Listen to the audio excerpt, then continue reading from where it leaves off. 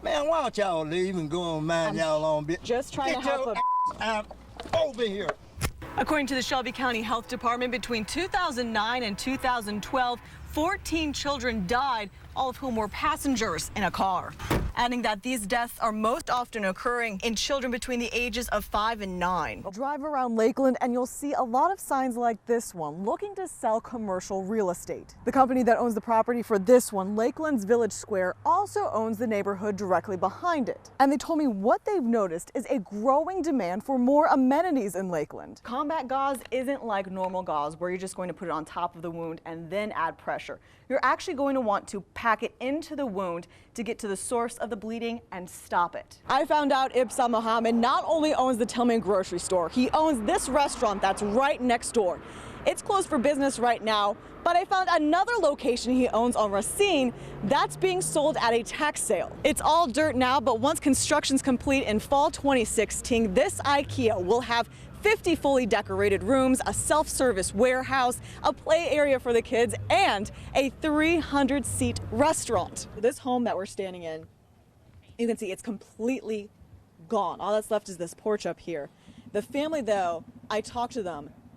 They are unharmed, not a scratch on them. None of them had to go to the hospital. We have confirmed that Noah Chamberlain, according to a preliminary autopsy report, passed away from hypothermia. The state says they will not have the final report in for another 8 to 16 weeks. There was not a dry eye at that service today, Daryl. Destiny, Noah's mother, told the entire church, which was filled to the brim with family, friends, and community members the family didn't even know. And she told everyone her son was a firecracker. A tight-knit community is mourning the loss of a man described by friends and family as a hard-working father. After 3 days, the shooter who killed the man and his pregnant girlfriend has not been arrested. The massive East Coast blizzard is being blamed for an underwhelming weekend at the box office. After 5 weeks in release, the Leonardo DiCaprio revenge epic, The Revenant, finally managed to take the #1 spot. A Memphis woman is behind bars after police say she tried to sneak some hard drugs into jail for her boyfriend. As soon as I saw it, I could tell it was feces from a rodent. Fox 13 viewer Lauren Fondren showed me these photos she took. They're eating straight through packaging. Inside this Clarksdale, Mississippi Kroger. I can't handle looking at that. That's so nasty. It's mild compared to what she told me she experienced last year. I went to get the grits and a mouse jumped off the shelf. And there was a stock boy right beside me and who heard me scream, and looked at me. And he just laughed and said, "You should see it in the morning." I went inside the town's only Kroger myself, and as you can see in the photos I took, similar scenarios to Fondren's. I called the Coahoma County and State Health Department about it. Hey Tammy, it's Sarah over at Fox 13 in Memphis. How are you? They cannot talk specifics because they can't independently confirm these photos are from this Kroger. I did learn when it comes to grocery store inspections, the Mississippi Department of Agriculture handles the grocery part, while the State Department of Health deals with the deli, steamed, and cooked food counters. I submitted a public records request for the latest grocery inspections of this Kroger. I'm waiting to hear back. In the meantime, I found the latest deli health inspection for the Kroger. May 26th, they received a B rating, meaning critical violations were observed, but later corrected by the store during the inspection. I don't have any comment for that because we're fortunate to have a Kroger here in our town, and we just want it to be clean and safe and friendly.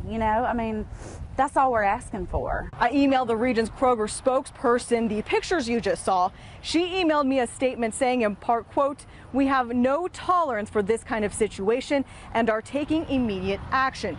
She also emailed me the store is cleaning these shelves in these, quote, isolated areas, and that the store voluntarily contacted the local health department to help with the further cleanup efforts. Reporting in Clarksdale, Mississippi, Sarah Bleau, Fox 13 News. Joe Bonner has received chemotherapy. Yes, well, I've been diagnosed with pancreatic cancer for 3 months. I come once a week. I caught him on a day when he also received good news. We have also done some genetic testing, and this testing shows that I have some markers which may help in the treatment. His genetic markers will help tailor treatment to him and his cancer. It's an example of recent research that Dr. Lee Schwartzberg at the West Cancer Center told me will be what leads us to a cure for cancer. The precision medicine and the genetics and the immunology, we think, and putting them together, we can really see that maybe we will have an answer to cancer. Schwartzberg has been an oncologist, a cancer doctor, for 30 years. He's seen improved early detection and a 25% increase in survival. And he told me he can see how close we are to a cure. We're at the cusp of being able to do blood tests to find cancer. They're not there yet, but I think in the next 5 to 10 years that's going to happen. Schwartzberg told me it will take more federal funding for cancer research, as well as collaboration in the medical community to cure cancer. The cure may still be years away, but it gives patients something else now: hope. Over a 20-year period, I'm very, very hopeful that we're going to have successes, and this depends on the financing and the dedication of the medical community. In Germantown, Sarah Bleau, Fox 13 News. What they told me, it's a lot like what happened in Charlotte's Web at the end. They said, take a look here at this web that's still out here. They told me what happened is that the babies hatched and then they flew off, taking the web with them. Now, people have been coming out here like it's a tourist site and taking pictures. But tonight, residents told me they are glad that these spiders are out of their homes.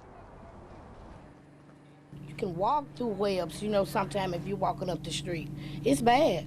For the last week, What I did was I did gasoline.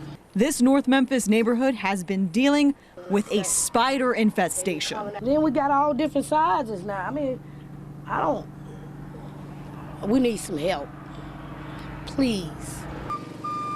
And help answered the call. We're cleaning that webbing off, and inside of cracks and crevices around structures where there could be, we're dusting in those areas to make sure that we have a residual product to dry so there can be a barrier so we can kind of keep what's out from coming in. The spiders are coming from here. Terminex crews told me thousands of sheet-laying spiders laid this web across the entire field. They told me the spiders aren't dangerous, just a nuisance. I've always kind of studied about the pictures and things that they'd had, but to see kind of the way the webbing was, it definitely was a sight for us. Terminex crews told me they studied the webbing and spiders out in the field over the weekend. Tuesday, they arrived to treat the homes so no more spiders creep inside. When we heard and saw that they were having an issue like this, of course, we knew that it kind of had showed itself around, so we wanted to come through and make sure that we could be of assistance to them. How do you feel about the fact that Terminex is coming out here today to help you guys? Lord, I'm just so relieved, Jesus. Now, the other thing Terminex told me happened is that as the weather has gotten colder, the spiders are going to flock from the field over into the homes where it's warm. But they told me today the treatment that they did on the homes is going to make sure those spiders stay out. Reporting live in North Memphis, Sarah Bleau, Fox 13 News.